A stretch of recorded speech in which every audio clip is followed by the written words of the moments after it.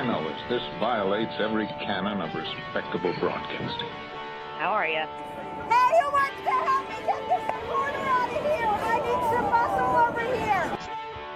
You are listening to Blame Your Brother.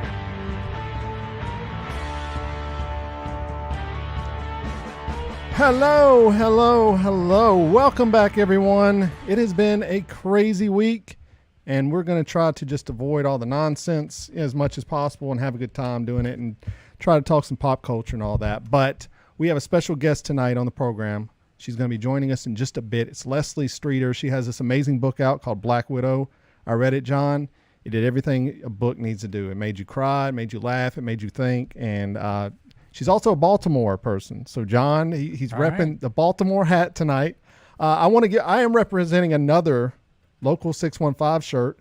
This one says Music City. This may be my favorite shirt I've ever owned. I love this design. I love them. So local615.com. Go check them out. We'll throw up the link in the show notes. But if you're watching this and you like this shirt, which I love it, I think it's bomb. Yeah, go get it. And so, yes, Leslie Streeter will be joining us in just a bit. We're doing the Mount Rushmore of Counting Crow songs, John. So not much research needed, but I kind of had a system for mine. I don't know what your system was. I'm just totally going with my favorites. Okay. Well, I picked one from each of the four big albums. We'll explain all when we get there. But before we get started, just real quick, I just want to rest in peace to Ray Liotta. He passed away today in his sleep. So I guess when you pass away, they say that's the way you want to go, but he was filming a movie, but iconic actor. I mean, Goodfellas alone, right? I mean, if that was the only movie he ever did, that's enough. So rest in peace. But I just want to take a moment, and we're not going to spend the whole show talking about it, but the shooting that has occurred, right? The school shooting and Texas. In Uvalde, Texas, where 19 children lost their lives in a horrific, savage manner. And John, I've never been one to do this. I've always been upset. My heart's always been sorrow-filled when these things happen. But today I've been an emotional wreck. I've just been crying throughout the day reading these stories. And I take this to say this. Something's got to change in this country. Amen. Something has to happen. And we've got to stop clinging to this idea that guns are our birthright and guns are part of this. We've got to re-examine our relationship with guns. I mean, this kid, or an adult, he's an adult, took an AR-15 type gun into a school, and parents woke up that morning, John, thinking they were going to have another day with their kid, and they don't. And it breaks my heart. And, I don't want to get too much into it because I might start, but I just think if you are on the right side, okay, if you're on the left, but more important, if you're on the right side, can we sit down and have a conversation about what can be done about this? Because this is out of control. I mean, things like this aren't happening with a Glock or a sidearm. If you need a gun to protect your family, then you will go get one. Right. You don't need an AR-15. You don't need these automatic rifles. You do not. These are not things that are required to keep your family safe. I agree. I mean, you're outside of aliens falling from the sky, then you don't need one. A well-regulated militia. We're past that. Okay, we have multiple military branches that are going to protect us if something happens. Okay, I understand when the country was founded. If it comes down to you and your gun, we lost already. It's over. We're dead. It's done. Yeah, all right. This is true. This is true. This is. And the thing is like, what is the scenario where you need a gun where you can't wait to pass a mental health check? I don't know. It is alarming. It is, John, it is alarming that these people do not want to do, well, they're going to get guns anyway. Then we'll just abolish every law. If that is the argument, John, it's the weakest argument I've ever heard. Well, they're going to get the guns anyway. Then stop. For the people on the far right, okay, what about these people? What about abortion? What about... how many women have gotten abortions before it was legal? What about border control? They're going to come over anyway. They get over anyway, so why are we protecting? If that is the argument, drugs, murder, anything, if it's going to happen anyway, regardless of law, that is a weak argument. Yeah. You have to step up. You either got to do one, two things. You will go, I'm going to join in on this regulation to stop this, okay? Background checks, insurance on guns. We've discussed this. We've discussed it ad nauseum, right? You either have to say, I don't care about human life. You have to say that out loud. I think you have to wear a shirt that says, I do not care about humans. Or you need to come to the table. The Republicans had a chance today to get something done in the Senate, and they failed to do it. Again, because they are bought and paid by the NRA, which is a legalized gangster organization, okay? We watched Goodfellas. You talk about Ray Liotta. This is the modern day gangsters, John. They are modern day gangsters. All these companies, NRA, Philip Morris, all these companies, they're gangsters, dude, and they do it legally, quote unquote. And we say, oh, Mitt Romney, well, he's, hey, he spoke up against Trump. The man is taking over $1.3 million from NRA. You can't be trusted at that point. You can't be trusted if you're taking money from these people to make rational decisions. I would call for lobbying to be illegal completely. 1,000% I would vote against it. But I mean, overall, that makes no sense. There's no reason for it because every citizen cannot lobby. That's true. That's true. If every citizen can't do it, then it shouldn't be politically legal. I agree with you. Anyway, I had to get that off my. I know because we're not going to be talking about it much today, probably. But I mean, you never know. I don't know. But I want to get that out of the way. But I want to bring our guest on because we have the incredible Leslie Gray Streeter on. Leslie, can you hear us? And how are you doing? I can hear you. I was nodding. Nice. That entire thing. I don't know if you see my Twitter all day. I've just been going, and here's another reason these people are idiots. And these reasons are idiots. And I will just say, without once again getting all into it, right? I will say that I was raised by my dad's family was from Arkansas, so my uncles and them were hunters. My granddad was a hunter. My father's cousins down in Arkansas still hunt. I was raised vegetarian for health reasons, really, not for animal reasons, but still, I've never hunted, never fired a gun, that kind of thing. But I have a respect for the people who say, go in a deer stand and shoot a deer, and they use the whole deer, and they're working with the government to thin the population, all that kind of stuff. You know what I'm saying? But all this other stuff, I just don't understand it. And that we're watching in real time the erosion of the fabric of our country, because you have people who just can't admit that kids are more important than guns, and that's the irony. They're like a well-regulated militia. It's like, you don't want regulations. Regulations are controlled. Regulations are background checks and waiting periods. And I would be like, why do you need this gun? Why not? Because when I go to when you're going to the country, they want to know the nature of your business, right? When you get a passport, you're coming back in the country. What did you bring with you? How much money did you spend? Do you have any fruit? Is there a bat with you? Are you smuggling in some dogs? Whatever it is, right? They're asking these questions, and it's like a one little teeny tiny cute dog. It's not like a big old dog. You're not trying to kill anybody with it. And if you are, they should find out and not let you in the country. So you got to answer those questions for that. But we'll talk about my book, which is about me being widowed. But there's stuff that happens sometimes where you go, oh, they forgot that everybody's family is not like yours. But when I went to get my son's passport recently, we're taking a trip in a couple weeks overseas, and because kids can easily be kidnapped, if there are two parents, each parent has to come with you to get the passport. Yeah. So you can't, and that makes perfect sense to me. So everything else in this country, from driver's licenses to passports to whether or not you get to come in the country or whatever, all these things are regulated. And right there in the thing that they were always pointing to says well-regulated militia.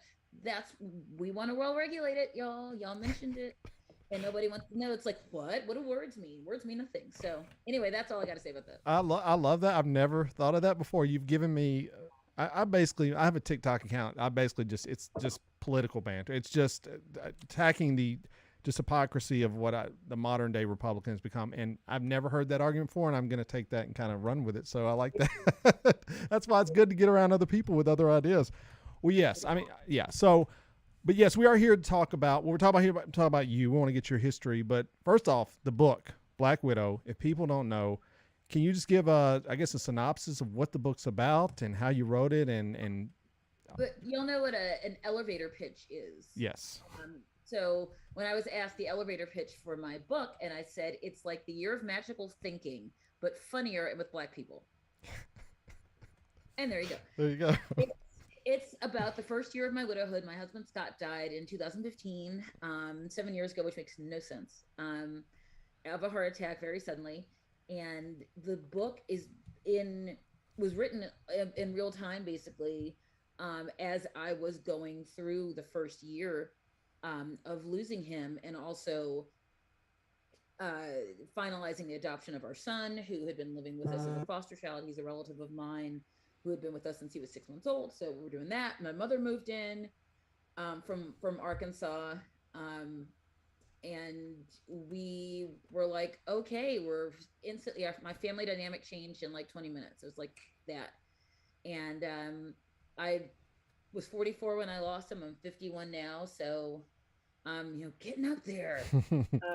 But it's been an incredible, and it's funny because I'm going to use, let's say, journey, because the full title of the book is A Sad, Funny Journey Through Grief for people who normally avoid books with words like journey in the title, which is to say that words like journey and that kind of thing sometimes are used in books that, to me, start at the end. Right.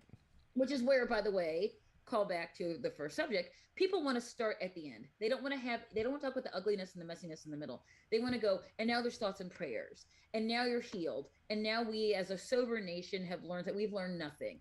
And I think that a lot of the books that you read on, at least previously that I was reading on grieving, and of course they had to talk about the dead person in the middle, but it was so much like, steps and tips and whatever, and it's like, this is garbage. It's like, not garbage, but everyone heals differently, and I knew it was instantly that there was no roadmap, that the only roadmap was to blow up your roadmap. And just say, in the book I say that it felt in the very beginning like I was standing in a lake and it was pitch black, and I knew that maybe there was land on the other side that was healing, but I gotta have to swim through this incredibly dark, uncertain lake. Couldn't see the bottom, didn't know what was in there. Were there piranha, whatever there was. Can I pronounce piranha? I cannot. And I was going to have to stick my toe in. I wasn't even wet yet, and I was going to have to immerse myself fully and swim, and I knew it was going to suck. And that's all you know. All you know is we're going to get through it. It's going to blow. So that's what I wanted to write about, and that it's funny, sometimes funny in a desperate way, like the funny of the desperately clawing to life. Sometimes it's just funny. I did not want it to be sticky.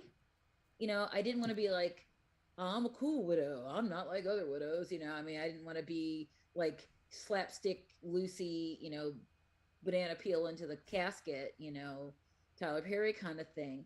And there's some goofiness and stuff like that, but I just wanted to be authentic because that's how I process. Right. Things is through humor, and there are a lot of people obviously who do, and that's been the real gift of it.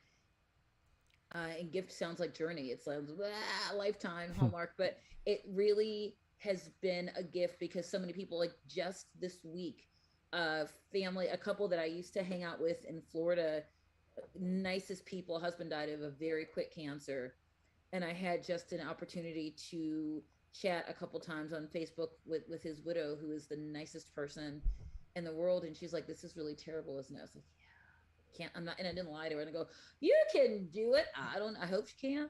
I'm sure she can. But also, I think that we put pressure on people when we go, you'll be fine. Like when kids get sick and we go, you're gonna feel better, but it's like, they don't feel good now though.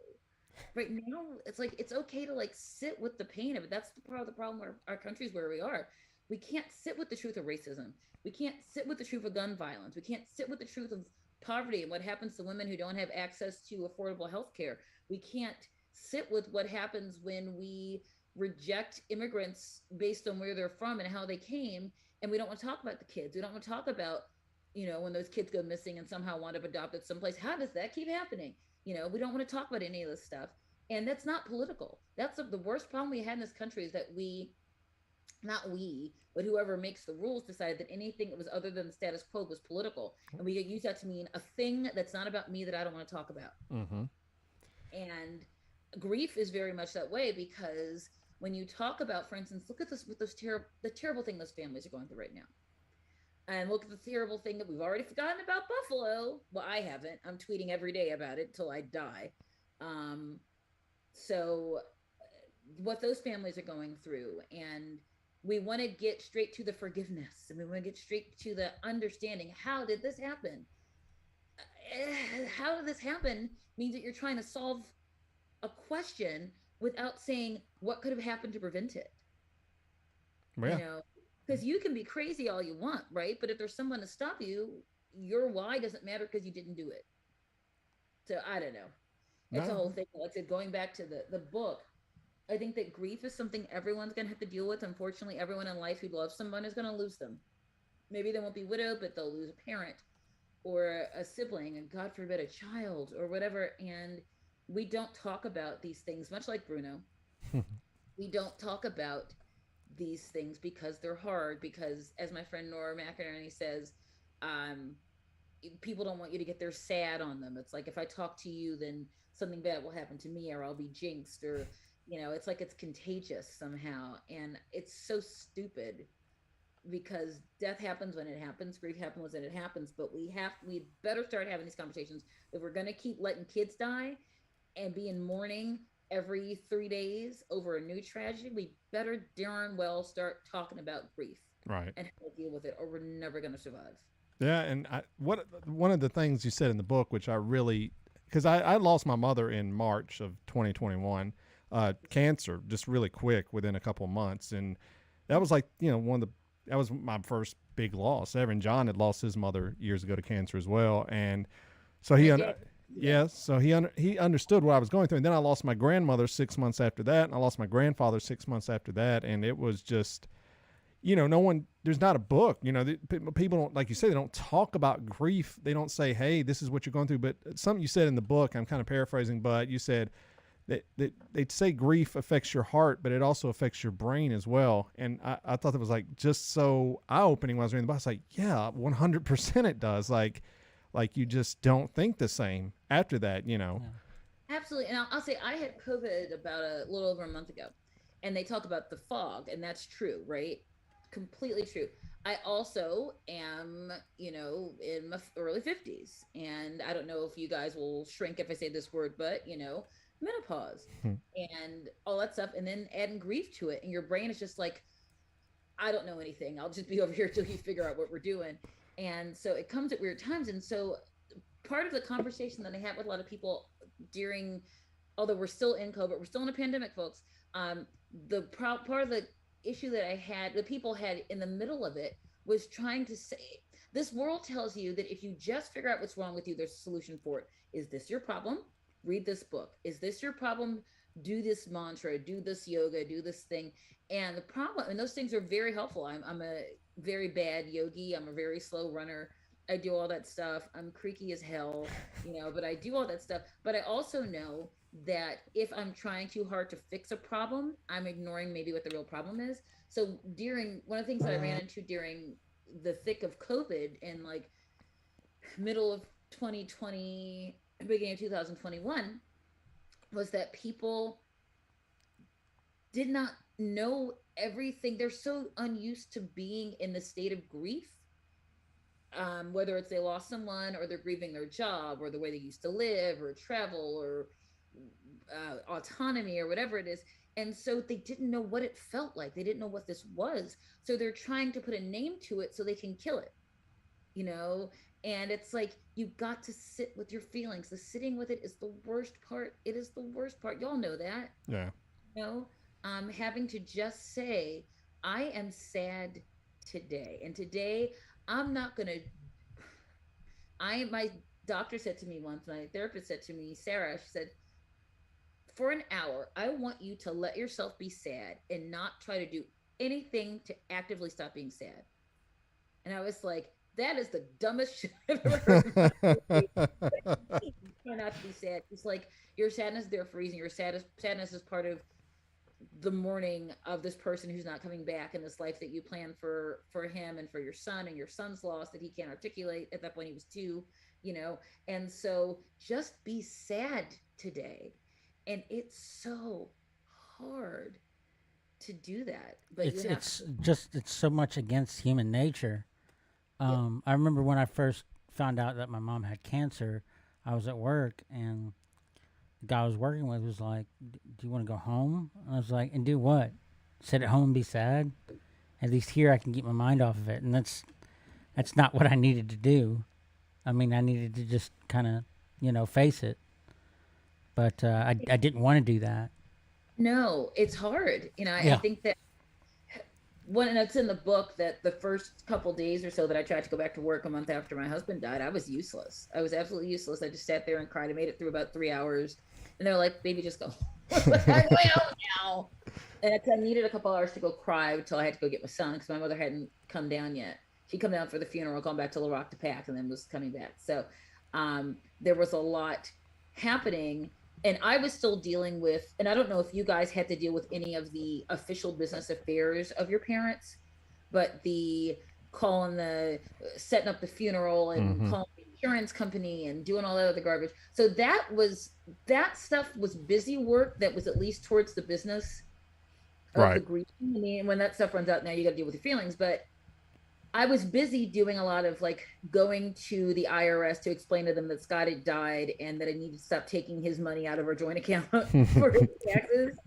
And the lady was trying to catch me. She's like, "Well, if you filed," she didn't even look at the paper. She's like, "Well, if you filed married filing jointly." I said, "But I didn't. We filed." She looked at me like, "J'accuse." And I was like, "We filed separately," because he had some IRS issues before we got married, and he wanted to, if he still owed or if they kept messing with him, he wanted to make sure that at least there was a refund, that I would usually get a. And she said, "Why would you do that?" And I said, "Honestly, because we didn't trust you." Fair enough.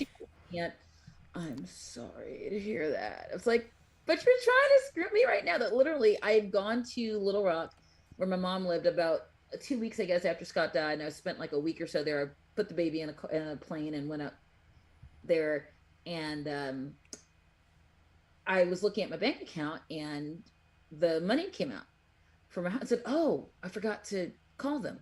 So I had the death, when, I don't know if you guys know, I know exactly where his death certificates are. They've traveled a couple places with me, and I know where they are.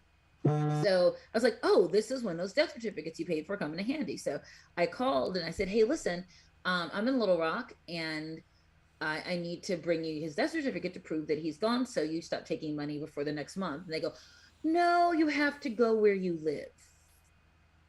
When's the next time you're going to be home?" And I know they're going, "Please let it be past the date. Please let it be past the date." And it was.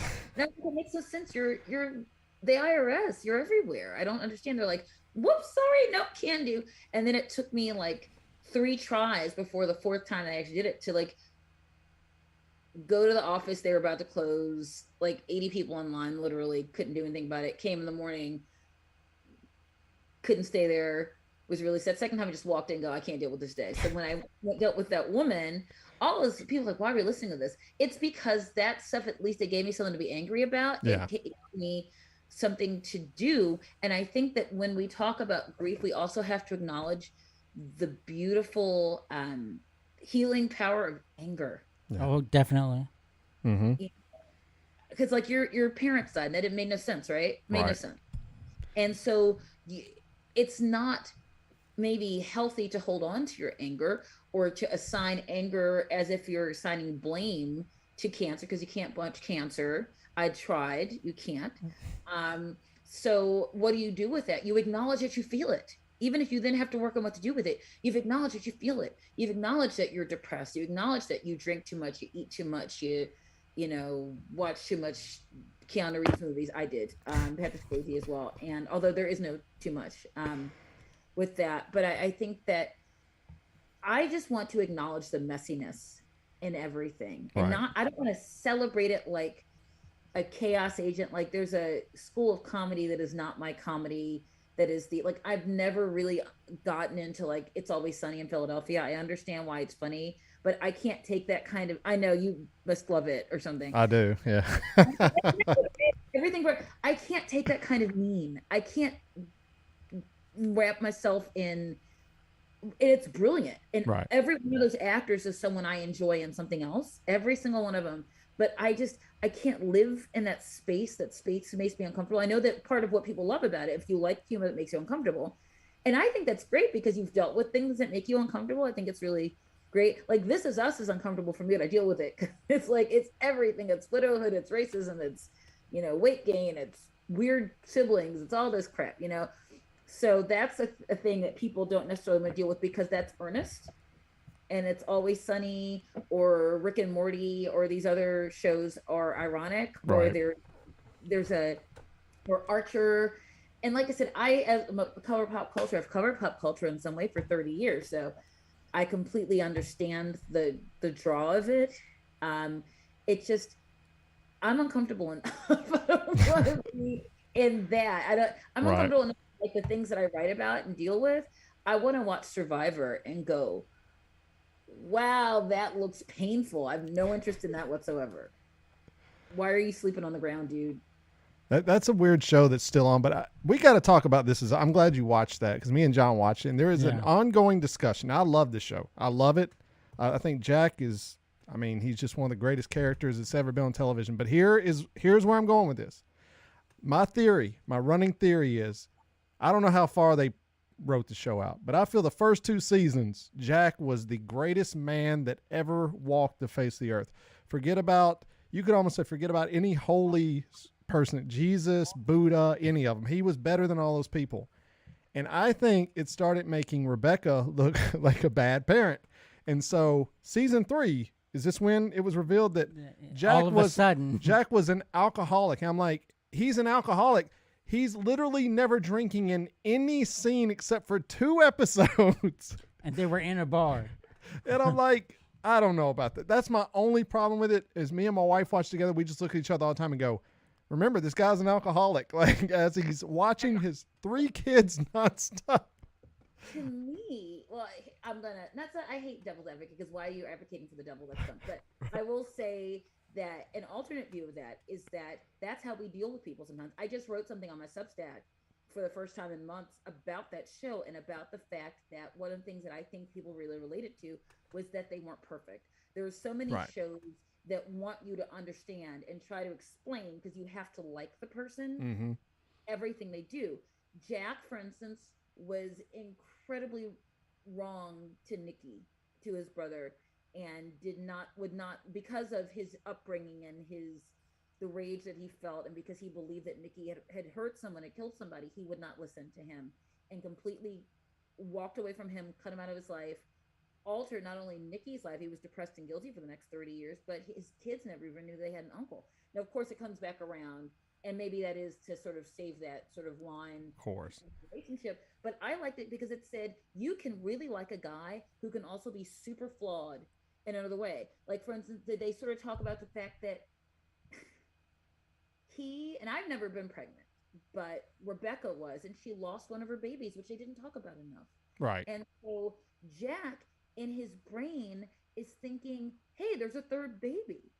And she's like, I can't, he's a stranger. I don't know this baby. I miss my baby, the baby Kyle, that baby. And that's something that Jack, true to 1980, whatever, had no context for. Right. Because how would he? He'd never had a child. They were really young. They never had children together. And so he was very well-meaning, but you understand that just because he intended to be great does not mean that all the choices he made were great. He could be incredibly martyr-like. He and Rebecca loved Randall very much, but they kind of overcompensated. They never imagined what it was like to live as a Black kid in an all-white neighborhood. It didn't occur to him. So when Randall says he wants to go to Howard and Jack just doesn't get it, and part of it is that he can't imagine there's anything he can't do for his child, because why do you need this thing that I can't give you? That does not mean he's a bad person. We have to talk about that. It just means he didn't know, and that society did not let white parents who adopted Black kids or Asian kids or Latino kids know that they were supposed to be worried about that.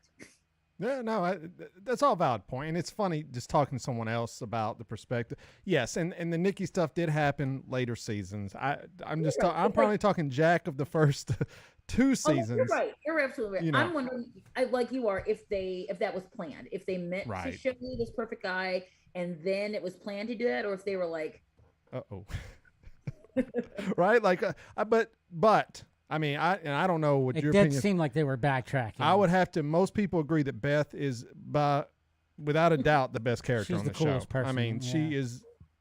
Beth is so. She's the kind of patient that I hope that I am. Yes. Where she's patient with her incredibly exhausting husband. Yes. And incredibly exhausting siblings, and exhausting mother, and her exhausting children. But she's not a martyr about it. She's like, no. I'm reminding you that you're exhausting.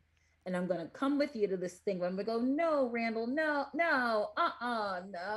You know, that she's so honest. That scene, I never thought, what's her name? Kevin's wife? Yeah, Sophie, I never thought she had a real personality. Same. Yeah. To the point where I've watched several seasons of Virgin River and did not realize that was the same actress, because she made so little impact. Virgin River. It's a terrible soap opera. I love it. Watch it.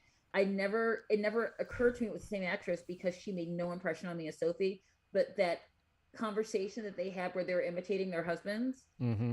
You know, yes, you know, it was hilarious. And also it was the work of 2 actresses that have had 6 years to know those characters and to know how to do them. And that was really lovely. That's the payoff of, as much as possible, trying to find the original actor, going back to get Gerald McCraney. Right. You know, yeah. That was. I have not watched Virgin River. My wife was watching it, and I remember Alexandra Breckenridge from The Walking Dead. She was Rick's love interest, and then she got eaten by zombies or whatever, where she could go do the other shows. But that's the reason I remember. I see her name every episode. And I went, oh yeah, she's in this one. But yeah, totally. I don't know. I feel they dropped Kevin was a weird character, but we could talk This Is Us all night.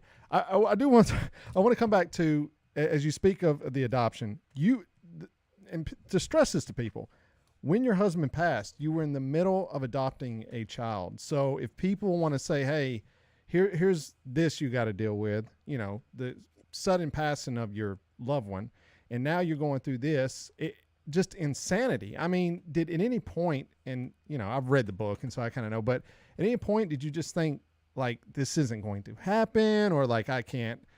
I decided this is going to happen. I promised, this is very melodramatic, but I literally promised him when he was dead in the hospital that we were going to do this. I was like, right, I know what I have to do. A lot of it was, you know, we were working between 2 states, between Maryland, where the baby and I were both born. The baby, who is now Brooks Robinson Street Reservists, also plays number 5 on his little league team, because his coaches were like, look at his number, because his name is Brooks. And I'm like, yes, I know. And he's been Baltimore playing fan, yeah, he's been playing third base lately, so they think it's and he's very good. But anyway, all that to say that I'm sorry, I don't know if you can, there's discussion downstairs, but life is happening. But there's so much you have to do, because you and I talked about just now, like the paperwork of grief. Yes. This was the emotion of grief and the paperwork of grief and the extra visits and literally having to reapply, you know, as a single mother, which just, that cuts you in the freaking heart, you know, and to do all these things and know that he wasn't going to be on the birth certificate because he wasn't around to sign the paperwork, and just all of these things that are, I'm being invaded. All of these things that are part of what you have to deal with, but I had lunch with this gentleman who's older than me a couple weeks after Scott died. And I had I should not have been driving, not because I was drinking, but just because I was like grief brain. And a friend of mine said, hey, listen, I know this guy who's an author who's writing about widowhood from a male perspective. And he probably can't really do much with your stuff, but I thought that you would maybe like to talk to someone who's kindred spirit. I go, great. So we drive out about a half an hour into the west part of Palm Beach County, go to this diner. The baby is a baby. And this guy is older, he's in his 70s, and he's annoyed with the baby because the baby's being like, woohoo, is that a fork? That's a fork too. Look, it's syrup, And I am not a mother that lets her kid run wild, but I'm trying to hold on. I'm trying to whatever. Also, my heart is broken, so forgive me. So he looks at me and he goes, so what do you think about being a single mother? And he was asking me like I had a choice. Right. Like I was just going to say, well, this didn't work out. I'm going to give this baby back to who? Right. I was like, no, why? This is ridiculous. And I was very determined. It didn't happen when I thought it was going to, as fast as I thought it was going to. I was hoping it would have happened earlier, and that would have been obviously when Scott was around. Right. But I just kind of had to do it.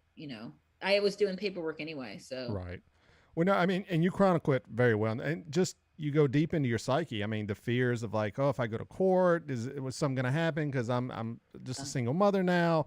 I mean, just I can't stress to people, and I've said before, like, and I've tweeted it and I've told people, but like, I cried definitely reading this book. I mean, I laughed a lot. I like the part where you and your friend are hanging out and it's shortly after the death and she tells a joke and you laugh and you're just like, it's okay to, it's okay to laugh. I don't have to be like sad for the rest of my life, but that's quite a moment, people go through. It absolutely is. I had a friend who's couples, we had been couple friends with them, and then you lose your couple. Now our couple's the baby. Yeah. Yay. So we were at some friend's house, and they were having, one of the women was telling a story about before she came, she'd had a shaving accident in the shower, that she had cut herself really deep and sort of like fallen into the, lost her balance and fallen into the shower door. And she was bloody. It was like a crime scene. It was like I was going to die. And she goes, oh no. I said, no, you can say death in front of me. It's fine. I said, you didn't die. Right. So it's fine. I mean, and I laughed, and I was like, oh, I'm not supposed to. I don't know. I mean, who cares? I hate supposed to. Supposed to is dumb. Yes, but it is those moments, that kind of get you like, you're going to get over this to some degree. I mean, you'll never go over it completely, but I thought that with my mom. I'm like, when am I going to get, and I still think about her, but I don't think about her like, 8 hours a day anymore, but so I'll see something and made me think of her, and so, yeah, but yes, this book is a must for everyone to listen to. Now we have, obviously John is from Baltimore. He's from New York. He'll tell you he was born in New York, as every person from New York will tell you at some point they're from New York, but he grew up in Baltimore. He is an Orioles fan. Talk to me. Yeah. Where'd you grow up? I would say I grew up in Baltimore. Where in Baltimore? Like what neighborhood? East Baltimore, close to Fells Point. That's where I live, dude. Really? It is. I live. I'm not gonna say exactly where I live, but I'm in that South Baltimore. We lived in about a block away from Patterson Park. Oh, excellent. We'll talk after the show's over, but I'll text you. What? But yeah, I grew up in Northwood near Morgan State, but my best friend and her family live in Fells proper. We live outside of it, but we're about a half mile from her, and it's really great. I really love it down here. What high school did you go to? That's the question. I moved to Nashville when I was 12. Okay. What middle school did you go to? Hampstead Hill. Stop it. No lie. Okay, we definitely have to talk. I know. All right. We got some, But my sister stayed in Baltimore when we moved, and she went to Patterson Park High. Oh wow! I went to City. Okay. Yeah, so it's a snooty school. It's it's kind of a cult. City College High School graduates. We're that way, but that's really cool. And Baltimore is its own thing. Yeah. So yeah, I mean, John? Do you have any Baltimore questions? It comes up from time to time. Like we'll do the Mount Rushmore of baseball players. Obviously, he loves Cal Ripken Jr. That's his favorite guy ever. Of course, every Baltimore fan. That's who they love, and I get it. I mean, he's a great guy. He's one of the few people that you can look up to nowadays. It seems like everybody's got like some negative side to them, where you can't really pull that for him. But then the Utz chips was the one. What did you list as your favorite chips on the show? Tell me. Crab flavored chips. Crab? Well, I used to like the crab flavor when they were Old Bay, and now they're using something else. Now hers has the Old Bay. Hers still has the Old Bay, yeah. It's delicious. But my favorite is it's a slight edge. Only the Ripple sour cream and onion, and then the Ripple barbecue, because there's something about that barbecue. It just gets tangy. It's stuck in the ridges and stuff. I'm a nightmare. It's really yummy. I love it. There you go. Well, It's really awesome. now speaking of Baltimore, we've determined every week we try to do a Mount Rushmore, and so this week I said, look, originally here's how I learned of Leslie Street as the individual. I listened to one of my favorite podcasts, 60 Songs Explain the 90s. It's an all time. I mean, and she was a guest, and I'm gonna be honest. What the format of the show is, the host talks about a song, some of the best stuff I've ever heard in my life, and then he brings a guest on. And with the guest, I'm going to listen all the way through or I'm out of here. And with Leslie's, I was like, I'm listening all the way through because at the beginning, you were very entertaining. It was a Celine Dion episode. Yes. And then I heard my ears perked because me and John are Counting Crows fans. Fanatics. Like, we love them. We don't know of anyone around us that likes the band this much. Okay. And you mentioned Counting Crows. And I went, oh, really? Counting Crows fan. I was like, okay. Well, we got to do the Mount Rushmore of Counting Crows songs. And Adam Duritz, born in Baltimore. Yes, and so a lot of Baltimore songs, references are there. So we've got to figure out, and usually we just do a round robin thing, but I think we're just going to let each person maybe go around, list their songs and the reasons for it. Now, Leslie, you sent me your song, so do you still have? Yes, and then I had an alternate in case. I thought I might change my mind, but I didn't yet. Okay. Well, I'll tell you what. Well, let's just go round robin for a little bit. What's the first one on your list? And I guess a little bit of a reason why. A Long December. Okay. Obviously. Because to me, first of all, it was the song from the second album that proved that they were onto something. They weren't just a band that had one album, right. And also I remember it came out when I was living in York, Pennsylvania. I was in my 20s, working for a newspaper, living in crappy apartments, feeling very self-referent and very, what is happening in my brain, So that song is so, it's not depressing per se.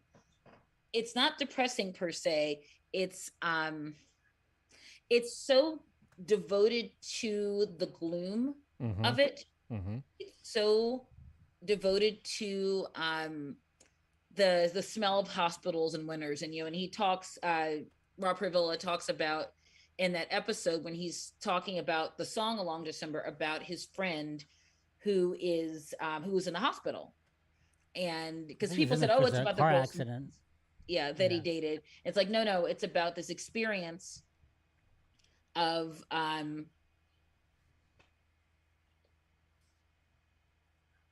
okay, all right. Sorry, I have an 8-year-old issue happening. Of course. Yes. Also, he went to the dentist today. So yes, your cheek is hot, baby. It's because you had dental work today. That's why your cheek is hot. We're talking about hospitals, so there you go. There you go. Perfect segue. I'm a features writer, dude. I can make everything appropriate. But basically, I love that the song was so committed to hope that also was bleak, and it could go either way. Right. It's like, but to me, it's very hopeful because it's like, it's been so long since it's seen the ocean. It's a possibility you could see the ocean, right? It's not like, Maria, trying to jump off the building. It's like, although there's still also a, good night, Brooks. There's still a possibility that maybe she might change, but The Long December. And also, I think I love a na-na. I'm from the 90s, so I'm a sucker for a na-na-na-na. Also, I'm technically an alto, but I'm really a tenor. Okay. So all the vocal parts I sound good on are like guys. So like Journey and Brian McKnight's a little high for me, honestly. But there's a lot of guys. Adam Duritz is one of those people. Jim Blossoms, that kind of thing, where I can sing along to it. And also, I'm a bad guitarist, so I can like strum really loud. There you go. And sing really loud. Also, I do a kick-ass Joey by Concrete Blonde, but that's a whole nother story. There we go. What a setup. Okay, so Long December's off the board, John. So I know John's first one. I know your first one. Well, go ahead. You're up. So go ahead. Give us John's going to go. He's been talking about this song ever since it came out. Yeah. Honestly, no lie. Go ahead, John. What is your choice? Anna Begins. Yep. I love when a person is one person at the beginning of a story and someone else at the end. And literally, himself, he's different. and he didn't think he would ever change, but this person came into his life thinking she was just going to be another person, but ended up making him a different person. So yeah. Also, This Is Us reference, because that's a song that Kevin is trying to play on the guitar. Yes. Which was, yes, I thought that was very interesting. I was like, oh, This Is Us and the Counting Crows reference. There we go. Yeah. Which I don't think he ever really got the song. He never did, but he didn't. Which I mean, during the verses, it's just 2 chords. I don't know why he couldn't get the 2 chords, but anyway, he couldn't get the 2 chords. I think it also shows that Kevin, and we'll get to your thing, but very quickly, that Kevin is a person who is used to quitting things when they're not easy, and it's the easiest song in the world to play, and he still is wrestling with whether he's going to learn it or not, because he's used to things being able to discard marriages, careers, television shows, whatever, if it's not easy. Right. Good point. Any more about Annie? I know you could talk about it for 2 hours. But... Also, I mean, I was already in love with the song, but long after he was talking about it, and turns out the basis of the song was a long distance relationship, and the song has come full circle for me because I met my wife we dated long distance, and so just another fuel for the fire for basically my favorite song. That's beautiful. Yeah, so and lyrically, it's one of his. I mean, he's got so many great lyrics. I mean, but he's one of those. I mean, it's his first album, dude. He won't just say what he's meaning. Right. He'll paint a picture with every song. Every time every time she sneezes, I believe it's love. Yeah. I mean, it's great. I mean, what a line, Yeah. Okay, well that's yours. Okay, so I got to go with mine.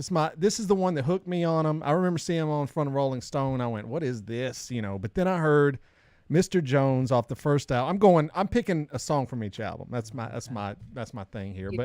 But Mr. Jones, when I heard it as a young man, I was like, "This is everything. This guy's speaking to me." I mean, he's speaking about the way. Like, I wanted that level of fame. I mean, I was never going to get it, but I want to be famous where everyone would like me. I mean, this would sum up who I was as a young man. The thing I also like about him that some people don't, but I love it, is that when he goes live, and we saw him live just about a year ago, he changes the lyrics sometimes. He changes the cadence, he changes the lyrics, he changes this. And Mr. Jones is one of those big ones where he changes the whole definition. And often he won't. I've seen them maybe 5 times. Often he doesn't play it. I think he's played it once. Right. When I've seen them. And I saw on Vivo, I think it's Vivo, one of those things, they did an anniversary show for August and everything after. Okay. And he did it, but he kept changing things. He sang the melody, but he kept changing things. It's like, look, this is as close to it as I'm ever going to get. Yeah. So yeah. Because the big one, when he put out the Storytellers is amazing version. He says, this, if everyone loves you, this is about as effed up as you can be, And I went, wow, that changes the entire definition. But that is a song that I was in. I was like, I love this song. I love, like you said, nah, like all that. Just, I don't know, his voice. It's just, it's great. It's one of my favorite voices. Not the best voice, but it's just, it hits everything for me. I could listen to it for hours, And yeah, Mr. Jones was my just gateway into the band. And I still love the song. I'll still listen to it. I think it's a rocker. I think it's fun to play along at home. If you have a guitar, it's fun to sing. It's fun to karaoke. So that's my number 1, Mr. Jones. So, okay, Leslie, what's your number 2? Raining in Baltimore. Oh, that's a good one. Yeah. And for a couple of reasons. Okay, so I'm going to go deep dive in here. Not only is it's beautifully, once again, it's very solemn, and it's got that almost Irish funeral snare drum cadence to it with the fire department or whatever, but it's also, it evokes a mood, because it could have been, he's born here, like I say, it could have been like people talk about it's raining in Seattle, or it's well, obviously a lot happening in Seattle at the time. They weren't from there. They grew up, and he was in California, he was in New York, it's all kind of places. But Baltimore, as can be, if you're downtown, it can be a very gloomy place because there's water, but it's all industrial unless you're at the harbor, and it's just very and it's also a line. There's a scene from Homicide: Life on the Streets, the perfect 1990s Barry Levinson, David Simon Tom Fontana's show set in Baltimore, very close to here. I stayed at the hotel, is the Sagamore Pindry, which is what used to be the set. Okay. I stayed there for my 50th birthday for a week. Could not afford it, but I did it anyway. But there's a scene in it where Kay Howard, who is played by Melissa Leo, has gone down to where she's from to the shore. And as you know, it's a completely different place. And she winds up solving a murder. She's trying to get away to get away from work, and she winds up working anyway. So when she's driving back and Raining in Baltimore is playing it, because it's like, there's always going to be a place where you belong, but that is never quite right. You want to go back to Baltimore, that's where you feel comfortable, but it's raining, and you're going to go back to where you feel like home, but there's always people who are going to hold you to who you are, and maybe there's a murder, and that is sort of like the inevitability of having to figure out who you are, to be who you are, where you are at all times. That's what the song means to me, and that's what that scene meant to me, and it's just pretty perfect to me. There you go. It's a great song. I mean, I would say, to get it, I was just listening to Counting Crow on vinyl today at the house, and August and Everything After is just the perfect vinyl album. But yeah. All right, John, what's your number 2? My number 2. I'm still going to stay with all my choices, but I'm going to change my order just because I don't want David to get to a certain album and take this one. But to preface, no one would thought that an amazing song would come out of the movie. This is interesting. It's interesting. Oh, Con Air. Okay. It was not on the soundtrack, but no.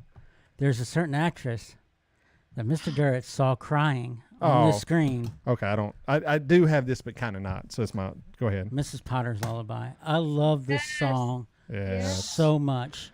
When I was a younger man, well before the song came out, I always thought it'd be neat to write a song where every line was like a cliche or a saying or something.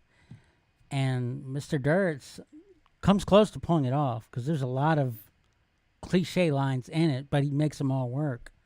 And it's just a great song. And then just the idea of someone who's so far away, someone that's would seem unattainable, to be able to be in your living room, absolutely, is a neat concept. I love the song. I do. I have it written down. It's one of my off the album Desert Life. It's one of 2 I would have picked. But I will say this: it is a little suspect that you write this song and you invite the actress to sit in a theater and play it for her the first time it's ever seen. That is a power move of all power. I was about to say, Adam Duritz was balling. He's like, hey, wouldn't be in a video, and he had a string of those. Yeah. It's crazy. I mean, Jennifer Aniston, Courtney Cox, Monica Potter, Winona Ryder. I mean, the list is like, we've talked about him multiple times on the show, just going, this is the most baller guy of all time, just based on, if you're just like, if you had a room full of people, you're like, that guy right there, and you're like, nah, man, that guy's not. He is the exact opposite of Taylor Swift. Oh, wow. Go ahead. Go ahead, John. I don't know. Taylor Swift writes songs about guys she broke up with. Oh, okay. He writes songs in order to hook up with women. There you go. Hey, nothing wrong with that. And that's a strategy. It is. Hey. That's brilliant. I mean, hey. Hey, if you got that kind of talent, hey. Sure, but yeah. Right. The song's all beautiful. Yeah. Yes. So. All right, so that's a good choice, John. I'm going to go, my next, Recovering the Satellites. I don't know, man. This may be my favorite album. It's tough because it really meant a lot to me when I was listening to it in a time of my life. But I was dating a girl named Elizabeth, who was kind of turned out to be a little bit psycho. But when I heard Goodnight Elizabeth for the first time ever, I fell in love with this song so much. I love every lyric in that entire song. I love how he spells Elizabeth with an S. Secretly, if I hadn't dated an Elizabeth, I probably would have wanted to name my daughter Elizabeth with an S, but that was not going to happen. But the lyrics, the vibe of it, he talked about it at the concert we went to, that they continue to play it year after year after year. And I just think any lullaby song, like Ben Folds has a song called Lullaby, and I absolutely love that. I just love the vibe, the lyrics. So Leslie, we were in a band together, me and John were, for years, and I was writing lyrics one day, and I went, these are some good lyrics. And I went, oh my God, I'm literally just taking Adam Duritz lyrics. Like subconsciously I was doing it because he's such a good writer. And so this is another one where, just it's got one of my favorite songs. It's one of my favorite lyrics, kind of, we couldn't all be cowboys, so some of us are clowns. And I always just thought, wow, that's me. I mean, that's most of us, right? Like, we want to be the hero. We want to be Mr. Jones, but most of the time we're just a clown, on the sideline. So, yes, that's my number 2 from Recovering Satellites, which has I would have gone with that one, or if I hadn't done that one, Have You Seen Me Lately is also one of my favorites. But okay, Leslie, you are up to your number 3. Okay. And you'll notice, just like you guys, a lot of my picks are lyric based mostly. Yeah. And as a writer, I am in love with really great, clever, thoughtful lyrics that actually mean something. Right. And one of the things that I love about this song is that, just like I think the best Counting Crows songs, it's about, just like the best Crowded House songs, the best things that Neil Finn ever wrote, or Stevie Wonder even, is the possibility that comedy and tragedy sit really close. There's this line from a Crowded House song, 4 Seasons and One Day: wherever there is comfort, there is pain. Yeah. It's like, 'cause you have to have something painful to happen to be comforted for. So Sullivan Street, he does this thing where he uses all of these words that mean close but no cigar. I'm almost drowning in her sea. She's nearly falling to her knees. I'm almost drowning in her sea. She's nearly crawling on her knees. It's progressive as well, but really, as in, there's a progression. And at the end, he's down on his knees. He's not just almost. Right. But there's this teeter-tottering of, this could almost make me happy or drown me. This could almost be the thing that I was looking for. And that the anguish and the joy is in those almosts. The anguish and the joy are in those nearlies. And I don't know. And it reminds me of walking down streets in my 20s by myself when it was too dark and I probably shouldn't have been walking by myself. And I'm literally taking the way home that maybe takes you near the bar where maybe the person you like is there, or maybe it takes you past a place that was perfect for you or that meant something to you in a moment. And you didn't have to go that way, but you went that anyway. And because maybe you want someone to see you, and maybe they're just like, the Everything But the Girl song missing. Maybe the person isn't even there anymore, but it evokes this memory that makes you wallow in that moment for 3 minutes or whatever. And it's so wallowy, but in a beautiful way. Because, like, once again, there's still hope. Right. Yeah. I mean, the endings of his songs it's unheard of. I mean, when I hear Sullivan Street, I can just hear the ending, the way he sings it, the way it's orchestrated. It's just some of these songs have some of the best endings ever. Like, one of mine coming up is like just the best. But when you speak of that bar, he's the opposite of Stephen King. There you go. He can actually end a song. There's a song you said about the bar and all that, but there was a band called Airborne Toxic Event, and the song was called Sometime After Midnight, and it is one of the best story songs ever. There's no chorus, it's all verse, and it's just this guy longing after this girl. It just made me think of that. So people, go check that one. Okay, John, what are you up to? Number 3. Number 3, I'm going back to August and Everything After. The last song on the album, there's a dichotomy to it. It comes out bopping, right? But it's really about kind of like inner turmoil, and that's Murder of One. Mm-hmm. That's good. Yeah, I just love that song. To me, the music is kind of like a mask for the message, and I dig it. I like that because a lot of my life, I felt like I was wearing a mask. I was the clown to most to hide the turmoil that was inside, and I feel like that song is kind of like that personified. Absolutely. There you go. All right, my number 3 comes off This Desert Life, which I cannot get that on vinyl because apparently it's like $700. I'm like, I'm a fan, but I ain't a crazy ass fan. But if you saw Cruel Intentions, the song is called Colorblind. It is it's basically a piano ballad, but it is one of his most haunting melodies. I think it's one of his most, if he ever wrote a song that was made for a movie, I know Miss Potter's Lullaby was written for a person. Colorblind was written for a movie. It has such the morose effect of it, the lyrics, I mean, the thing about him is like he just crafts these melodies that are just, they stay in your head forever. I mean, I know he is a great lyric and he's got great musicians, but what he does with melody and lyrics and just visual images in your head, it's like anyone else.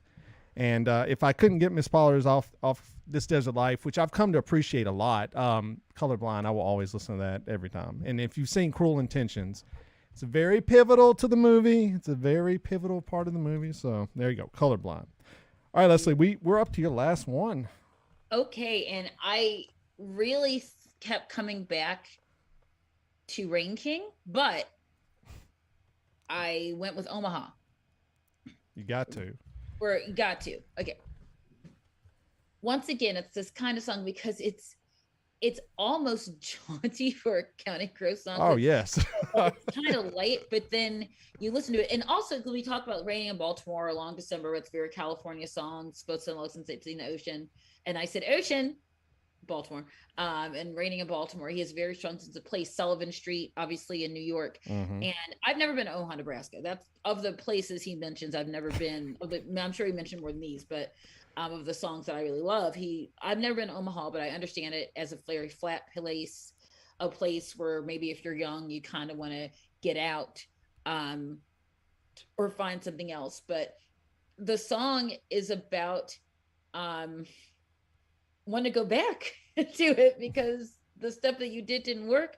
I remember it was years before I really knew what the song was called, because I would just listen to the whole tape in my car. Okay. And I would always go, get your money back out the door. And go, I would just sing it and not really know what it was about. And once I realized that it was about Omaha, and there's that beautiful play on words, get to the heart of the matter. It's the heart that matters more. Mm-hmm. Right to the heart of the matter. Because what a beautiful play on words, because you're like, I'm trying to figure this out. I'm trying to get to the point where this makes sense to me.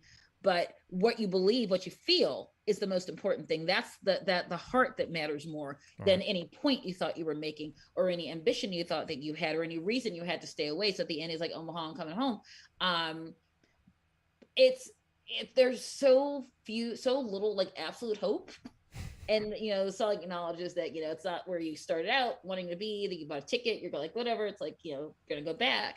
And these journeys are all in the same, I said journey, all in the same album, right? Right. All of this hope and not hope. I mean, Round Here, which is just, everyone mentions Round Here, so I didn't, because that's like an opera.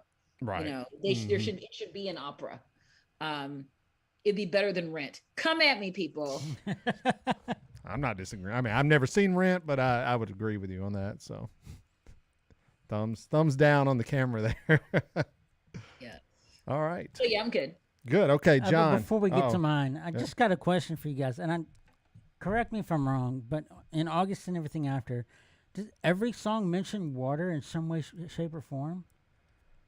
I mean, I don't know if does Mr. Jones mention water? That's the one I'm thinking that it may not. Well, you have to dive deep into that, but there's a lot of water. There's a lot of water mentioned. I'm gonna look this up while you're talking. Of there course, you go. That's what you can Google. Yes, live Googling. John, what is your last choice? My last choice.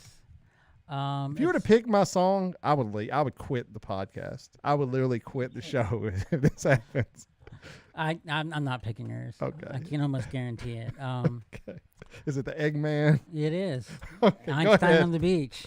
Einstein on the Beach. Is that the official title? Yes, that's the name of the song. Great song. It's a song I identify with. Whenever I came home from school growing up, and this is not just high school. I mean, I would question. I was like, why do my friends like me? And I've been asking that for years. And I didn't understand like, and then people who come across as being, someone cool or somebody I'd look up to. If I heard that they said something positive about me, that explains our friendship a little bit. But go ahead. Outside of me being there, they had nothing to gain from saying something good about me. Yes. I'm literally surprised. And I mean, when I look at the pros and cons of me as a person, what I have to offer, I shouldn't be. But I just feel like I'm just not well liked. Okay. And I get that vibe from that song. There you go. So I feel it. There you go. Do we have any Google results for water? No water in Mr. Jones, and maybe that's why go. it sticks out. Maybe because Could it's be. about the cold hard fact of being connected to the fame that you see on a television and out on the street and at a panhandler show or whatever, at a busker show, and not having that connection at all to any part of the earth. So there you go. That's Leslie's. She's nailing it down. She saved you, John. All right, my last one. This is my favorite Counting Crows song. I've saved it for last because I knew neither of you. I knew you weren't going to. I knew neither of you would pick it. I would never take this song, just like you would never take. No, I would never take Anna Begins. I know. Hard Candy came out, and I listened to it, and I was like, man, I really got to wrap my head around this album because it was different. He wrote a song with Ryan Adams on there. It was kind of a little different tone, And then I get to the song Miami, and it is. I mean, we were at a concert, and I said, please God, please let him play Miami. And when he played it, it was one of the most great feelings ever. Just hearing it, the instrumentation, the lyrics, the ending, the imagery. He wrote it at an airport as he was deciding, am I going to go see this girl or am I not? And so, it's like a movie. Once again, I mean, are you going to go see that crush that may not work out? Or are you going to go what you're supposed to do? Now, spoiler alert, he didn't go see the girl. But the song's called Miami. New Orleans is mentioned in it probably more than Miami is. But just the vocal melody, like I said, just the instruments are the best they've ever sounded. I mean, you don't give enough credit to the band. But we don't even know who is in the band. I mean, we know there's Adam, there's David, and then there's just a bunch of other dudes. And I couldn't tell you who those dudes were to save my life, but we know they're great. They're great at what they do, because Adam brings these songs in most of the time and they're just jumping on it and all that. So they are at their peak in this song. And this is the best ending. I know people love na na na na, but to shut her down in New Orleans, I mean, forget about it, man. It's so great. But anyway, and you sounded great on that. That was really great. There you go. Well, we weren't, like I said, we did a little singing. John is the singer.